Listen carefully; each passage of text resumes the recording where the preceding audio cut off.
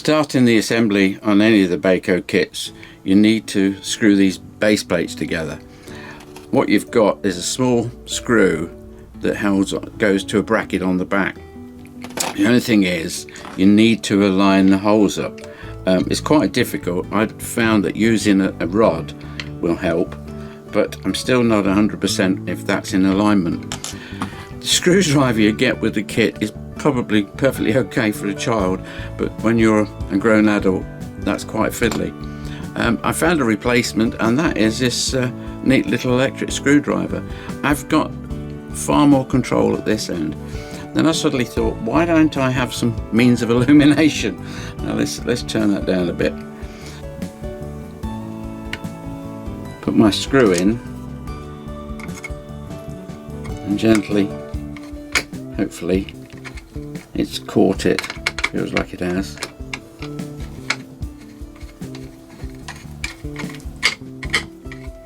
There you go. It's worked for me. I'm not saying it's going to work for everybody, but there's an idea you could try. Setting the first one is pretty straightforward because you can align it up. You can see the screw coming through the other side, and all you've got to do is literally hold it there and screw that home. So that's pretty straightforward. This is the Big Build, the last one, number 4. And just like the Big Build DIY SOS, I've got somebody to come in and put my foundations down first. Right, the only thing I haven't used before is the porch. And the long rods coming up here would go straight through it. So what they do is you put a 2 brick on the top, and that brings the building nice and level. These are higher because they're going to have gable ends on them. Let's build it up bit by bit. Another brick I've never used before is this side brick. It's very similar to the long brick, but it has an anchoring point on the other side. You'll see what I mean when I show you in the actual building. So here's that side brick, just here. It's another way of helping you to turn a corner. But it's quite a clever little brick. You see what I mean? And that's anchored back by this pole here. Alright, so if you've got a special brick, you obviously have to have a special window. Now these are actually marked left and right, so you can't really go wrong with them. So let's put that one down on there. So then we'll put a white brick on top of it. They're not left and right, thank goodness. And then we'll slip down a couple of supporting corner bricks. Oops. Bring that down. Okay, one.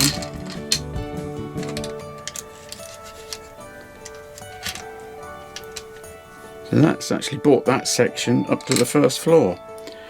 Set of windows goes across the bottom there, so it makes it a proper large window looking out onto the street or the garden. They were very clever when they invented these things. They must have spent hours. How they're going to do something, we'll have to create a special brick for that. Putting these fine bricks in the porch is quite difficult, so I've found a way around it. What I do is drop them in with a pair of pliers.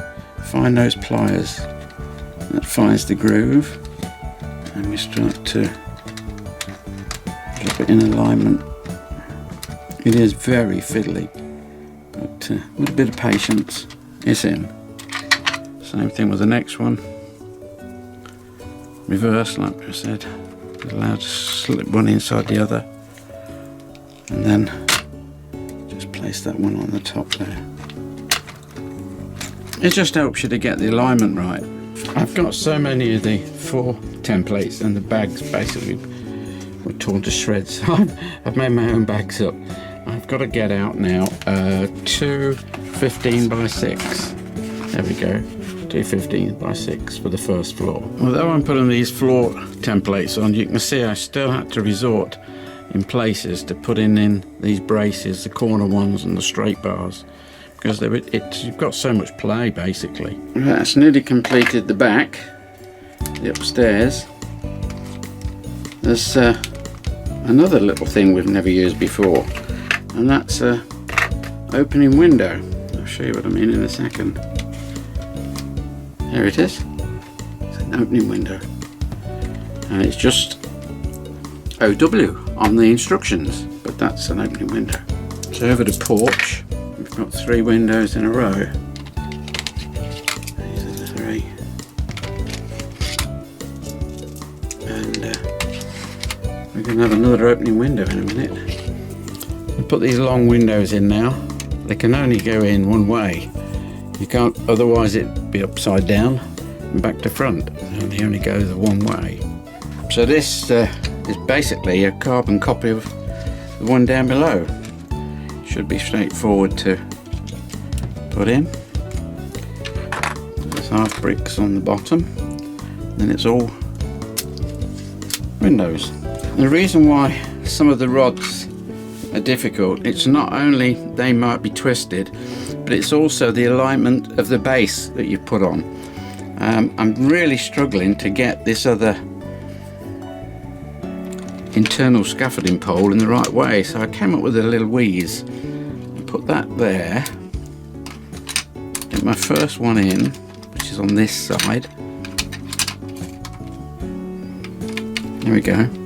Now I can pull that one forward till it fits, and then I can just lose it. It's in. Gone. I've also decided that because I've got a lot of these, the windows all in this row, I want to keep them straight, so why not put one of these on, draw them all together, keep them in alignment. I mean, basically the roof is supposed to do that when we put it on, but the roof will go on better if I can just keep it lined up. I'll put another one over there.